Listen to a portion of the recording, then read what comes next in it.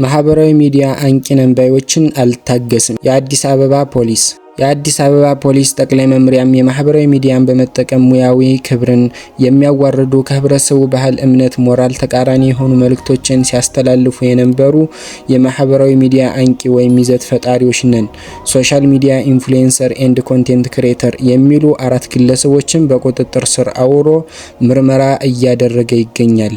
የመጀመሪያዎቹ ተጠርጣሪዎች ዛህራ ሙሐመድ እና ፈቲያ ኤልያስ የተባሉ ነዋሪዎች በቦሌ ክፍለ ከተማ ወረዳ 12 ልዩ ቦታው ቦሌ ቡልቡላ ሲሆን የቲክቶክ ፕላትፎርም በመጠቀም የሀገሪቱን ባህል፣ ወግ፣ እምነት፣ ሞራል በማይመጥን መልኩ ኢሉሚናንት ወይም የሰይጣን ማህበርተኞች አባላት ነን፣ እኛን ምሰሉ፣ በርካታ ገንዘብ ታገኛላችሁ የሚሉ መልእክቶችን ሲያስተላልፉ በቁጥጥር ስር ውለዋል።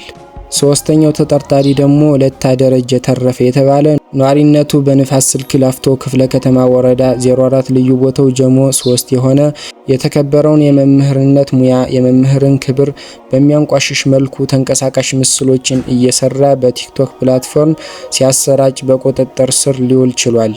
ተጠርጣሪው በሚለቃቸው ተንቀሳቃሽ ምስሎች የተማሪ የደንብ ልብስ ለብሶ የመማሪያ ወንበሮች ላይ ቆሞ መጨፈር፣ በመምህራን ላይ የማሾፍ፣ ከተማሪ ኪስ ገንዘብ የመስረቅና የመሳሰሉ ይዘቶችን ይሰራ እንደነበር ፖሊስ አረጋግጧል።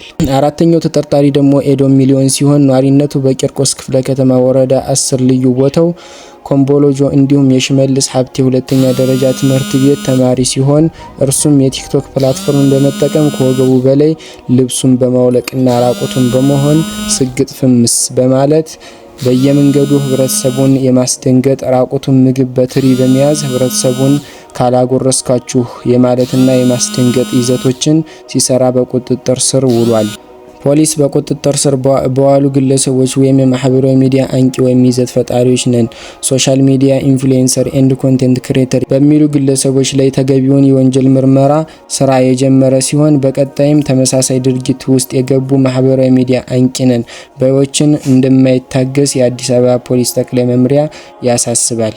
ለዛሬው የነበረን መረጃ እነዚህን ይመስሉ ነበር። ስለዚህ እናንተም ደግሞ ይሄንን ቻናል ሰብስክራይብ እያደረጋችሁ አብረን ትኩስ መረጃዎችን የምንሰማ ይሆናል። ለዛሬው ባይ